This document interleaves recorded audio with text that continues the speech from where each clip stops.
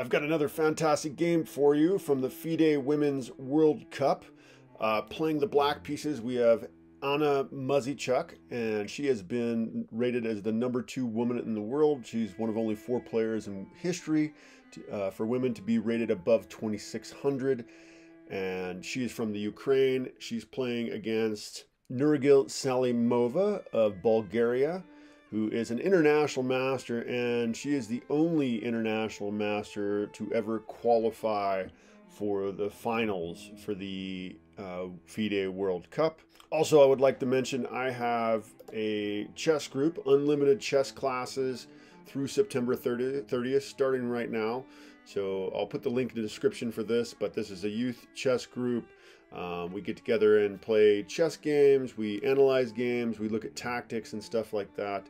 So yeah, this is youth chess group, unlimited classes. You can see those times there.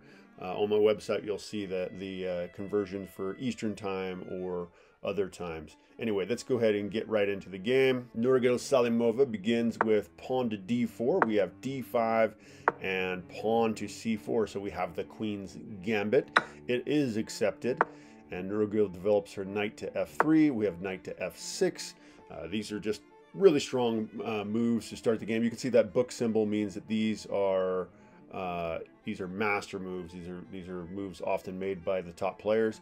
And yeah, you want to move your knights towards the center. This is where they're really strong. We have pawn to e3, pawn to e6, and now bishop captures, grabbing that pawn back. Bishop captures c4. Pawn now to c5, trying to disrupt the center here, and now castles by Salimova.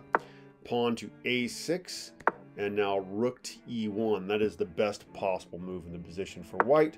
Knight now to f6, and now knight to c3 by Nurgyul. Again, best possible move. Pawn now to b5, and Nurgyul moves her bishop back to d3. We have bishop to b7 by Anna, and now pawn to a4. Again, best possible move in the position. Nurgyul played this game at over 98% accuracy, 98.6% accuracy. Not a single mistake, not a single inaccuracy in this game by Salimova. Nurgyul Salimova playing the white pieces. We now have pawn to b4. This is the best possible move, kicking the knight to e4. And Muzychuk makes a little bit of an inaccuracy here. She plays pawn captures on d4. She should have instead captured the knight on e4, as you see that move. So knight on f6 captures on e4 would have been better. And really, this comes down to the fact that Nurgyul Salimova has already castled. Her king is nice and safe. Meanwhile, Anna Muzychuk still has her king in the center of the board. So it doesn't really make a whole lot of sense for her to be opening the center of the board. Why is black trying to open the center? That makes very little sense. Anyway, Nurgyul goes ahead and plays knight captures f6. And now after pawn captures f6, which is the best possible move in the position, where is the black king going to go for refuge? How is he going to get away from an attack? You really can't castle to either side here, as the c file is a fully open file, and yeah, it's a half open file now on the g file. So not looking real good for black at this point. We have pawn captures on d4 by Salimova, unleashing the rook. She does have now a pawn weakness, as this pawn is an isolated pawn, but otherwise things looking really good for Nurgyul Salimova. We have knight to a5, which is being called a mistake here. And really, if you're moving your knight to the edge of the board, you better have a really good reason, because knights are very limited on the edge. They can actually only attack 4 different locations if they're sitting on the edge of the board. Whereas like this knight over here, this knight actually is able to attack 8 different squares, or has the potential to move to 8 different squares. So a big difference in the power of a knight. This knight over here again only have 4, and a knight placed near the center of the board has 8 different squares it can attack. Anyway, let's move on.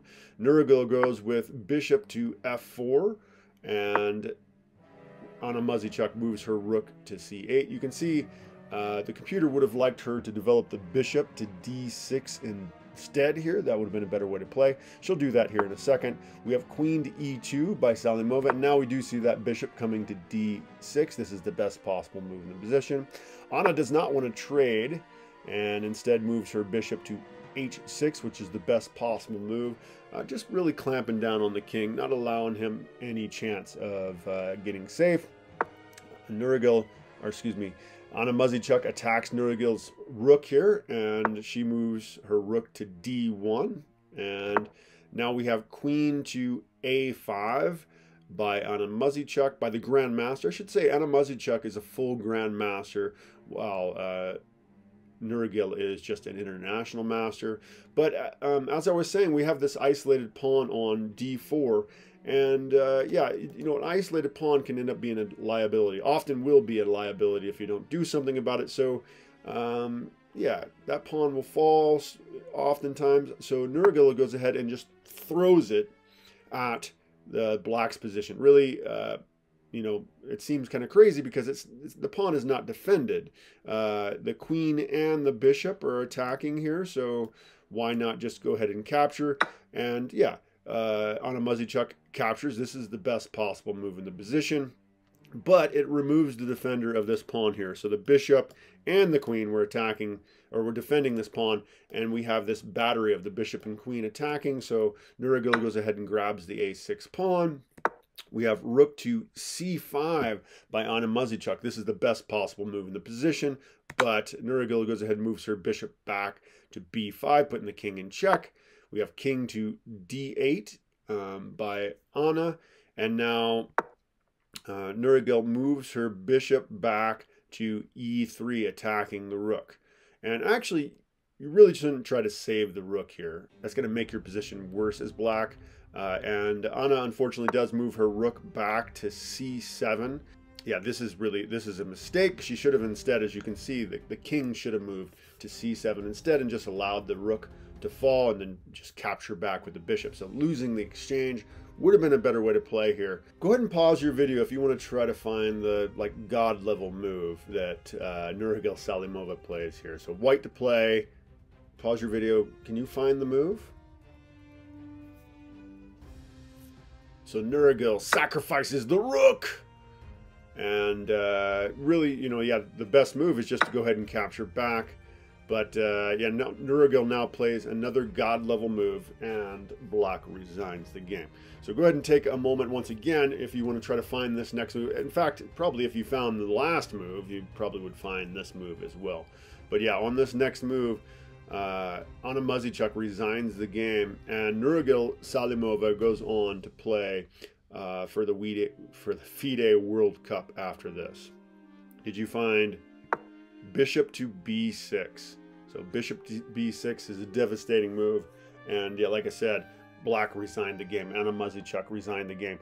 And the reason is you can't really take the bishop. If you take the bishop, then we have what is called an opera mate. You can sacrifice the queen, and once the rook captures, this is just checkmate. So there was no way to save the queen. This is not how the game actually happened. This is just what could have happened if you tried to save your queen. As I said, Anna Muzychuk did resign the game here after bishop to b6. Bishop to b6, and she resigns. And like I said, this game was played at 98% accuracy by... so yeah, she played at 98.6% accuracy, and the Grandmaster only played at 81.1% accuracy, but she still managed a performance, the Grandmaster, of 2650, but Nurgyul Salimova played at 3250. And I don't know if you know, but the world champion Magnus Carlsen is rated at 2840 something basically right now, and so she played better than Magnus Carlsen in this game. So just 20... This game actually only lasted 23 moves, so this is a miniature. Anyway, thank you for checking that out. As I said, I have unlimited chess classes for youth, just $99. I'm doing 5 classes a week, and yeah, you can join any one of those classes. Also, I have an additional 10 classes where my students are just playing chess, and if you sign up, I will give you links so you can join us and we can play live online.